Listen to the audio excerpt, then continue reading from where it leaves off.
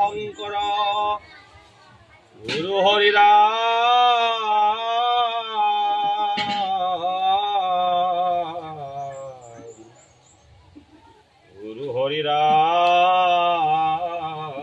ৰাম ৰাম। জয় গুৰু শংকৰ সৰ্বগুণাকৰ যাকেৰি নাহি কেও পাম হাৰি চৰণ পুৰেণু শতকৌটি বাৰে কৰহু প্ৰণাম ৰাম বাৰে কৰহু প্ৰণাম। সকলো নিগম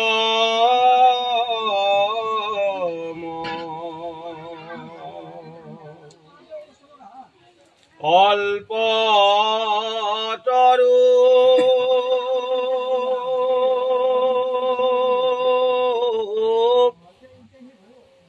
তাৰ ফল ভাগৱত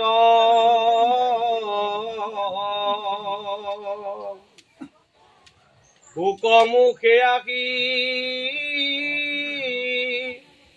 ভূমিত হৈলাবিদিত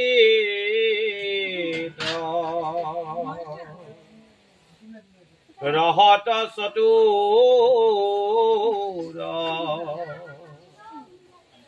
যিটো জন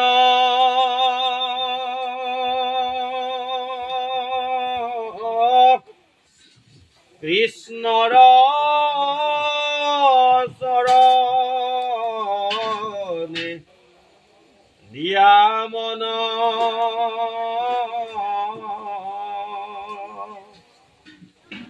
পৰম সন্তোষে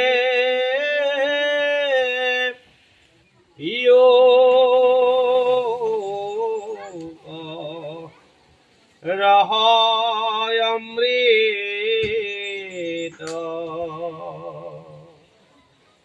পৰম সন্তোষে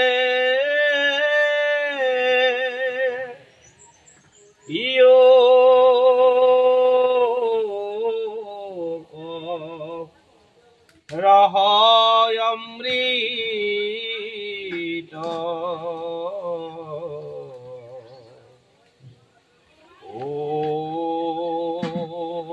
নম ভগৱতে বাসুদেৱায়।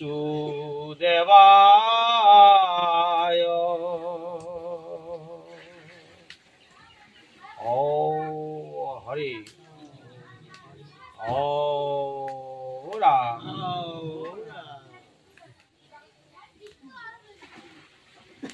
পৰম শ্ৰদ্ধাভাজন বান্ধৱ ভাই মাতৃ সমস্ত, আজি আপোনাসৱৰ আজ্ঞাক অৱজ্ঞা কৰিব নোৱাৰি। আপোনালোকৰ জৰিয়তে আমাক যি দায়িত্ব অৰ্পণ কৰিছে, এই দায়িত্ব ভাগ পালন কৰিবলৈ আমি প্ৰয়াস কৰিছোঁ। তাৰ মানে এনেকুৱা নহয় যে আমি অভিজ্ঞ আৰু আপোনালোকে অভিজ্ঞতা নোহোৱা বাবাইসকল। আপোনালোকৰ অভিজ্ঞতা যথেষ্ট আছে। আপোনালোকে বছৰ বছৰ ধৰি ভাগৱত শ্ৰৱণ কৰিছে, কীৰ্তন কৰিছে। গতিকে আপোনালোকে আমাৰ দৃষ্টিত উচ্চ আসনত আছে। এই কাৰণতে যে আপোনালোকে এতিয়া আজ্ঞা পালন কৰিছো মানে আপোনালোকে আমাৰ ওপৰত এটা ভৰ দিছে, বোজা দিছে, আৰু সেই বোজাটো দাঙিবৰ কাৰণে আহিছে। তাৰ মানে সকলোতকৈও নিম্ন আসনখন আপোনালোকে আমাক দিছে। খুব যেনেকে নিম্ন আসনত বহিয়ে ঋষিসকলক ভাগৱতৰ ৰস পান কৰাইছিল, আমি সেই নিম্ন আসনখনত বহি আপোনালোকৰ ভৃত্য হৈ, আপোনালোকৰ কিংকৰ হৈ আমি আমাৰ দায়িত্ব ভাগ পালন কৰিবলৈ ওলাইছো। আমি গৃহস্থ জীৱনত বহুত কথা কওঁ, বহু কথা শুনো, বহুত কথা আমি দেখো বা বহু বস্তুৰ আমি ঘ্ৰাণ লওঁ, হয়নে? এই কথাবিলাক আমাৰ চলি থাকে। এতিয়া দেখিলেই সকলো ভাল, আপুনি ভাল পোৱা বস্তু আমাৰ কাৰণে ভাল নহয়। আপুনি যিটো বস্তু দেখি আনন্দ পাইছে, আপুনি খন্তেকীয়া আনন্দ লৈছে, সেই আনন্দ লোৱা কথাবিলাকো আপোনাৰ কাৰণে ভাল নহ'ব পাৰে। আপুনি শুনা বা শুনি ভাল পোৱা সকলো কথা আপোনাৰ কাৰণে ভাল নহয়, পৰিয়ালৰ কাৰণেও ভাল নহ'ব পাৰে, সমাজখনৰ কাৰণেও ভাল নহ'ব পাৰে। কিন্তু ভাগৱতৰ প্ৰতিটো শব্দ, প্ৰতিটো বাক্য আপোনাৰ কাৰণেতো ভালেই, আপোনাৰ পৰিয়ালটোৰ কাৰণেতো ভালেই, আপোনাৰ সমাজখনৰ কাৰণেও ভাল, আপোনাৰ প্ৰাথমিকখনৰ কাৰণেও ভাল, আপোনাৰ আঞ্চলিক জিলা মূলৰ কাৰণেও ভাল, আৰু গোটেই জগতখনৰ কাৰণেও ভাল। গতিকে এই ভাগৱতৰ ৰস আস্বাদন কৰিবৰ কাৰণে, সেইকাৰণে ভাল বস্তু ল'বৰ কাৰণে আপুনি চতুৰ হ'বই লাগিব। সেইকাৰণে সেই ৰস ল'বৰ কাৰণে যিসকলে ইচ্ছুক হয় তেওঁলোকক চতুৰ বুলি কৈছে, আৰু যিয়ে ভাগৱতৰ ভাৱনাৰ ৰস পান কৰিব নোৱাৰে তেওঁলোকক অচতুৰ বুলি কৈছে। কিহে অচতুৰ জন পাপৰ নিদান ভূত নামে অৰ্থবাদ কৰে। অৰ্থাৎ ঈশ্বৰৰ নামক লৈ অৰ্থবাদ যিসকলে কৰে তেওঁলোকক অচতুৰ বুলি কোৱা হৈছে। কিন্তু আপোনালোক প্ৰত্যেকে চতুৰ কাৰণে ভাগৱতৰ ৰস আস্বাদন কৰিবৰ কাৰণে এই আসনত বহিছে। এতিয়া আপোনালোকৰ দায়িত্ব পালন কৰিবৰ কাৰণে আমি আগবাঢ়িছো যদিও এই ভাগৱতৰ প্ৰতিটো বস্তু, প্ৰতিটো শব্দ, প্ৰতিটো বাক্য হৃদয়ংগম কৰিব পৰাকৈ আমাৰ শক্তি হোৱা নাই। আপোনালোকে দিয়া দায়িত্ব পালন কৰোঁতে দুই এটা কথা শিকিছো যদিও সেয়া এপাচি শাকত এটা ভোট জলকীয়াৰ দৰে। এতিয়া আমি ভাগৱত শুনি আছো, আমি কেইদিনমান আগত ভাগৱত তাৎপৰ্যৰ আলোচনা কৰিছিলো। সামৰণিত গোটেই ভাগৱতখনৰ কথাখিনি ভাগৱত তাৎপৰ্যত কৈ থৈছে। এতিয়া আৰম্ভণিটোনো কেনেকুৱা? আমাৰ ভকতিৰ বা ভাগৱতৰ বা ভাৱনাৰ আৰম্ভণি কেনেকে হ'ব লাগে? আমি আজি আগতে শেষৰ কথা কলো, হয়নে বা? আজি আৰম্ভণিৰ কথা কলো। এতিয়া অলপ আগতে কৈছে যে আজি ল'ৰাৰ জন্মদিন, মানে সন্তানৰ জন্মদিন, পুত্ৰৰ জন্মদিন, হয়নে বা আইসকল? এই সংসাৰত জন্ম লোৱা সন্তান বিলাকক, পুত্ৰ বিলাকক ভাগৱতে 4টা ভাগত ভাগ কৰিছে। পুত্ৰ 4 প্ৰকাৰ। কি 4 প্ৰকাৰ? উত্তম পুত্ৰ, মধ্যম পুত্ৰ, অধম পুত্ৰ আৰু অযোগ্য পুত্ৰ। এই 4 প্ৰকাৰ পুত্ৰৰ প্ৰথম প্ৰকাৰক কৈছে উত্তম পুত্ৰ। উত্তম পুত্ৰ কাক বুলি কৈছে ভাগৱতে? যিজন পুত্ৰই পিতৃ মাতৃ পৰিয়ালৰ মনৰ কথা বুজি, পিতৃ মাতৃয়ে নোকোৱা সত্ত্বেও তেওঁলোকৰ হৃদয়খন জানিবলৈ, মনটো জানিবলৈ ইচ্ছা কৰে আৰু সেই কামটো বাস্তৱায়িত কৰিবৰ কাৰণে যত্ন কৰে, তেওঁক উত্তম সন্তান বুলি কৈছে। পিতৃ মাতৃয়ে ক'ব নালাগে তুমি অমুকটো কৰা, তেওঁ নিজে বুজি পায় মই কোনটো কাম কৰিলে মোৰ পিতাই ভাল পাব, মই কোনটো কাম কৰিলে মোৰ মাতাই ভাল পাব, মই কোনটো কাম কৰিলে মোৰ পৰিয়ালখনে ভাল পাব। এই কথাটো ভাবি যিয়ে সেই ধৰণৰ কামত লাগে তেওঁক উত্তম পুত্ৰ বুলি কৈছে। দ্বিতীয় প্ৰকাৰ পুত্ৰক কোৱা হৈছে মধ্যম পুত্ৰ। মধ্যম পুত্ৰ কাক বুলি কৈছে? যি পুত্ৰই পিতৃ মাতৃৰ আজ্ঞাক, ভগৱন্তৰ আজ্ঞাক মানে কি শ্ৰদ্ধা সহকাৰে আন্তৰিকতাৰে পালন কৰে আৰু সেই পালনীয় কাৰ্যখিনি বাস্তৱায়িত কৰে তেওঁক কৈছে মধ্যম সন্তান বা মধ্যম পুত্ৰ।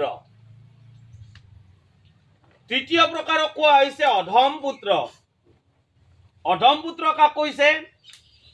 যি পুত্ৰই পিতৃ মাতৃৰ আজ্ঞাক অৱজ্ঞা কৰে, কৰিলেও আজ্ঞা পালন কৰিলেও শ্ৰদ্ধা সূচকভাৱে নহয়, অশ্ৰদ্ধাযুক্ত মনেৰে কৰে, তেওঁলোকক কোৱা হৈছে অধম পুত্ৰ। আৰু শেষৰ বিধক কোৱা হৈছে অযোগ্য পুত্ৰ। কাক?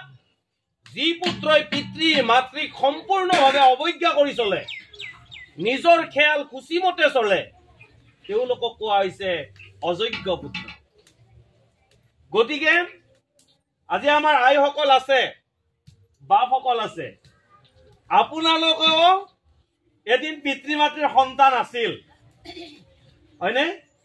এই পুত্ৰ 4 প্ৰকাৰ মানে সন্তান 4 প্ৰকাৰ। আপুনিও সন্তান আছিল। আপুনি যদি পিতৃ মাতৃৰ মনৰ কথাখিনি বাস্তৱায়িত কৰিব লাগিছিল, তেতিয়াহ'লে উত্তম সন্তান আপুনি হৈছে। আপোনালোকে নিজে জানিব কোনে কোন সন্তান। আমি নিজে বুজি পাম আমি কোন প্ৰকাৰৰ সন্তানত পঢ়ো।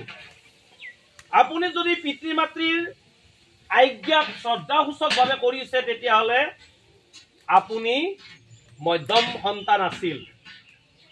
আপুনি যদি পিতৃ মাতৃক অৱজ্ঞা কৰি অশ্ৰদ্ধা মনেৰে কাম কৰিছে, তেতিয়াহ'লে অধম সন্তানৰ গৰাকী হৈ আছে। আৰু যদি সম্পূৰ্ণভাৱে অৱজ্ঞা কৰি নিজৰ খেয়াল খুচি মতে চলে, তেতিয়াহ'লে অধম সন্তানলৈ ৰূপান্তৰিত হৈছে। এতিয়া প্ৰথম আৰু দ্বিতীয় বিধৰ বাহিৰে তৃতীয় আৰু চতুৰ্থ বিধক আমি বাদ দিম। কোনোবাই যদি অধমৰ ৰাস্তাটো আছিল বা আছিলো, কোনোবাই যদি অযোগ্যৰ লিষ্টত আছিলো, তাৰ পৰা কেনেকে আমি ৰূপান্তৰ মানে কি মধ্যম বা উত্তমলৈ যাব পাৰিম, সেই কথাটো যদি আমি বুজিবলৈ চেষ্টা কৰো, তেতিয়াহ'লে ভাগৱতৰ ভাৱনালৈ আহিব লাগিব। কেনেকৈ সমস্ত ভূততে ব্যাপী আছো মই হৰি, সবাক মানি বা বিষ্ণু বুদ্ধি কৰি, কুকুৰ শৃগাল গৰ্দভৰ আত্মাৰাম, জানিয়া সবাক পৰি কৰিবা প্ৰণাম। আপোনাৰ সন্তানৰ হৃদয়ত থকা আত্মাটোৰ লগত আপোনাৰ ওচৰত থকা সন্তানটোৰ হৃদয়ত আত্মাৰূপী ভগৱন্ত আছে। আপোনাৰ পিতৃ মাতৃক আপোনাৰ পিতৃ মাতৃয়ে আপোনাক জন্ম দি আপোনাক লালন পালন কৰোতে যিটো দেহ লৈ আছে, সেই দেহটোৰ ভিতৰতো কোন আছে? আত্মাৰূপী ভগৱন্ত আছে।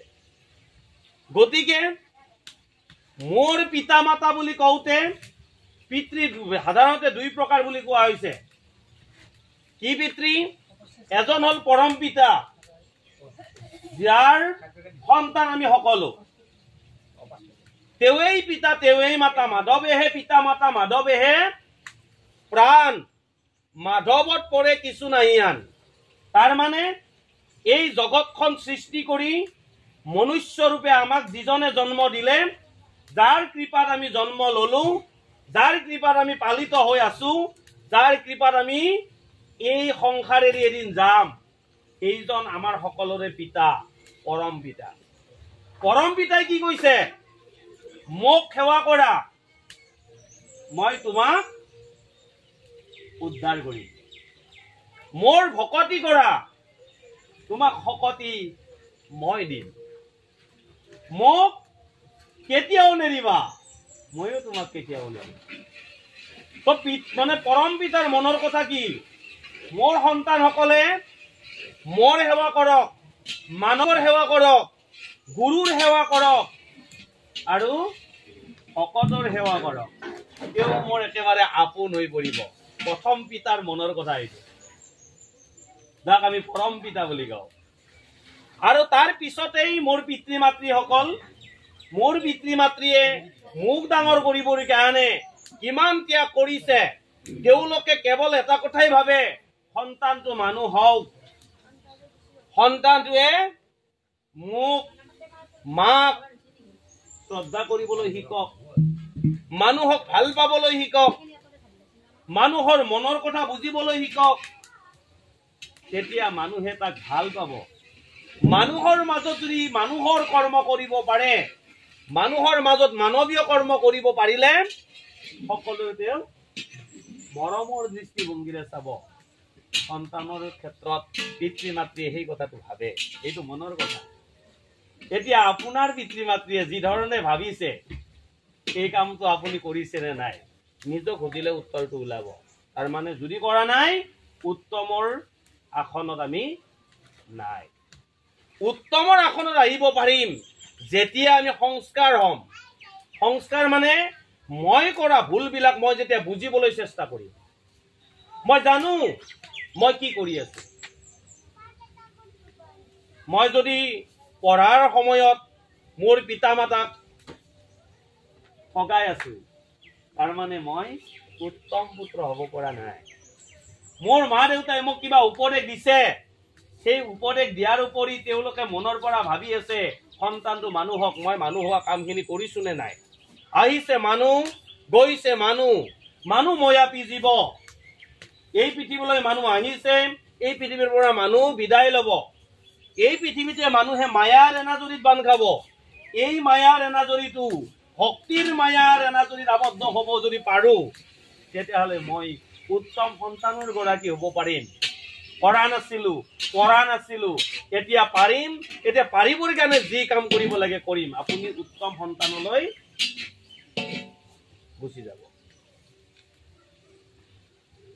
যদি মই কৰা নাই মোক মা দেউতাই কৈ আছে তুমি অমুকটো কৰা তুমি ভালকে পঢ়া তুমি ব্যৱহাৰবিলাক ভাল কৰিবলৈ শিকা এই কামখিনি যদি আমি কৰিছো তেতিয়াহ'লে আমি মধ্যম সন্তানৰ গৰাকী হ'বলৈ গৈ আছো গতিকে মধ্যম সন্তান উত্তম সন্তান হ'বৰ কাৰণে আমি যদি প্ৰত্যেকেই ভাবো এটা কথা ঠিক ভাগৱতত কেতিয়াও পিতৃ মাতৃক বৃদ্ধাশ্ৰমত থোৱাৰ কথা নাই আপোনাৰ সন্তানেও আপোনাক কেতিয়াও বৃদ্ধাশ্ৰমত থব নোৱাৰিব যদি আত্মা ৰাম বুলি গণ্য কৰিব পৰা হয় সেইকাৰণে আজি আপোনালোকে আহোঁতে আপোনাৰ সন্তানখিনিক যদি লগত লৈ আহিলেহেঁতেন যিটো কথা আজিলৈকে বুজা নাই লাহে লাহে বুজিবলৈ চেষ্টা কৰিলেহেঁতেন আৰু এই চেষ্টাই তেওঁলোকৰ বিপদগামী ৰাস্তাৰ পৰা ওলটাই সৎ পথৰ সন্ধান ল'বৰ কাৰণে শিকালেহেঁতেন গতিকে আৰম্ভণি সন্তানৰ আৰম্ভণি কেনেকে কৰিব যেহেতু জন্মদিন এই জন্মদিনৰ লগত থকা জন্ম কেনেকে দিব আৰু জন্ম পোৱাৰ পিছত তেওঁলোকৰ ব্যৱহাৰৰ জন্মটো কেনেকে কৰাব চৰিত্ৰৰ জন্মটো কেনেকে কৰাব কৰ্মৰ জন্মটো কেনেকে কৰাব এই কথাবিলাক আমাৰ ল'ৰা ছোৱালীক শিকাব লাগিব ভাগৱতে আৰম্ভণিটো কেনেকে কৰিছে চাওক মংগল আচৰণেৰে কিয়ৰে মংগল আচৰণেৰে আপুনি আচৰণৰ শিক্ষাটো প্ৰথম দিব লগা আছে সন্তানক প্ৰথম আচৰণৰ শিক্ষা দিব লগা আছে কি আচৰণ সদ আচৰণ যদি ল'ৰা ছোৱালীক এতিয়াৰ পৰা শিকাব পৰা যায় তেওঁ ভাগৱতৰলৈ সংস্কাৰিত হ'ব ভাগৱত ভকতৰ শাৰীলৈ যাব আৰু ভকতৰ শাৰীলৈ যদি গৈছে সেই সন্তানে আপোনাৰ বেয়া পোৱা কাম কৰিব নোৱাৰিব ভাৱনাটোত লাগিব এতিয়া কথাখিনি ক'ব লাগে কাৰণে ক'ব বিচাৰিছো ভাগৱতৰ মাজলৈ বৰ্তমানলৈ যোৱা নাই তথাপি ভাগৱতৰ ভিতৰৰ কথাই কৈছো আপুনি যেতিয়া এটা সন্তান জন্ম দিবৰ কাৰণে সম্ভাৱনাৰ বাট দেখিছে আমাৰ আইসকলে আমাৰ সেই ছোৱালীজনীক বা বোৱাৰীজনীক বা আপোনাৰ নাতিপুতিক এই খুৱাবলৈ যোৱা এটা দিহা কৰে নহয় কৰে নাই সেই খুৱাবলৈ যাওঁতে আপোনালোকে অমৃত লৈ গৈছে নে অখাদ্য লৈ গৈছে সেই কথাটো কিন্তু বিবেচনা কৰিবলগীয়া আছে প্ৰথম মংগল যদি আপুনি চিন্তা কৰে মাংগলিক চিন্তা আপুনি কৰিবই লাগিব আপুনি যদি গৈ ভগৱন্তক অৰ্পিত দ্ৰব্য গ্ৰহণ কৰাব পাৰিছে, তেতিয়াহ'লে সেই অন্ন গ্ৰহণ কৰাৰ পিছত আপোনাৰ গৰ্ভাৱস্থাতে যিটো তেজৰ তৈয়াৰ হ'ব, সেই তেজটো হ'ব শান্তিৰ তেজ। যদি সেই সময়ত ভগৱন্তক অৰ্পণ নকৰি গ্ৰহণ কৰিব নলগা দ্ৰব্য আপুনি খুৱাই দিছে, তেতিয়াহ'লে তাৰ পৰা তেজৰ যি উৎপত্তি হ'ব, তাৰ কিন্তু সেই একেই হ'ব। প্ৰথম আৰম্ভণি মংগল যদি চিন্তা কৰে আৰম্ভণি ঠিক হ'ব লাগিব। আপুনি যে গছৰ পুলি এটা ৰুৱে, ওপৰতে থাকে মানে তলত এটা কাঠৰ তক্তা দি পেলাই যদি তাৰে ওপৰত গছৰ পুলিটো ৰুই হালিব নোৱাৰাকৈ কেইটামান কাঠ বান্ধি দিয়ে, তাৰ পৰা গছডালৰ শক্তি আপুনি আশা কৰিব পাৰেনে? নোৱাৰে। কিন্তু সেই গছৰ গুৰিটোৰ য'ত ৰুব, সেইখিনি যদি একদম ধুনীয়াকে গুৰি কৰি তাতে যদি সাৰ পানীখিনি ঠিকে দিয়ে, সেইটো পুলিৰ কেনেকুৱা অৱস্থা হ'ব আপোনালোকে ভাবিব পাৰেনে? নিশ্চয় পাৰে। আপোনাৰ সন্তানৰ শিপা যলৈকে যাব, য'ৰ পৰা শিপাৰ উৎপত্তি হ'ব, এই শিপাডাল শুদ্ধ পৰিৱেশত যদি কৰাব পাৰে, আপোনাৰ সন্তানো দপদপে আগবাঢ়ি আহিব। আৰম্ভণি ভূমিষ্ঠ হোৱাৰ পিছত আপুনি সন্তানৰ আগত কি কথা পাতিছে? আপুনি সন্তানৰ লগত কি কথা পাতিছে? আপুনি সন্তানক এফালে টোপনি মাৰিবলৈ দি আনফালে মোবাইলত শৰ্ট ভিডিঅ' যদি চাই আছে, ল'ৰাটোৱেও আপোনাক এনেকে চাই থাকিব, যাবন থাকিবনে নাই? তাৰ পৰা কি শিক্ষা ল'ব? এই কথাবিলাক চাব লাগিব। আপুনি যদি ল'ৰাটো খুবৰ সময়ত টেক্সি গাড়ী লৈ যাম শ্বিলঙত গাই থাকে, চলিটো টেক্সি গাড়ী লৈ শ্বিলঙত যোৱাৰ মানে কি সম্ভাৱনাটো বাঢ়িব। আৰু সেইখিনি সময়ত যদি মূৰটো পিহি পিহি আপুনি এটা নামঘোষা গায়, সেই ঘোষাৰ ফলটো কিন্তু সন্তানৰ গাত। আপুনি প্ৰথম দিনা সন্তানটো যেতিয়া কেঁচুৱা অৱস্থাতে হাতত তুলি লৈছে, সিদিনা মৰমতে চুনুলো ধুনুলো গুনুলো মুনুলো বুলি কৈ 10টামান চুমা খায়, হয়নে? কামনা বাসনাৰ কথাবিলাক তেওঁৰ লগত আৰম্ভ কৰিছে। সেই কামনা বাসনা আপোনাক পীড়া কৰিব। আৰু সেইখিনি সময়ত যদি হাতত লৈয়ে, হে প্ৰভু ভগৱন্ত, তোমাৰ এই সন্তানটিক তোমাৰে সেৱক কৰিবৰ কাৰণে তুমি শক্তি দিয়া বুলি এটি প্ৰাৰ্থনা গাই যদি তেওঁক অলপমান জোকাৰি দিছে, যশোদাই জোকাৰাৰ দৰে, এই সন্তানৰ পৰা আপুনি ভাল ফল পাব। সেইকাৰণে মংগল যদি চিন্তা কৰে, মাংগলিক কৰ্ম যে কৰিব লাগিব, তাকে কৈছে মংগলাচৰণত। আহকচোন আমি মংগলাচৰণ কেনেকে কৰিছে, ভাগৱতৰ আৰম্ভণিটো কেনেকে কৰিছে, কিয় আৰম্ভণিটো ভগৱন্তৰ নামত কৰা হৈছে, এই কথাটো আমি জানো।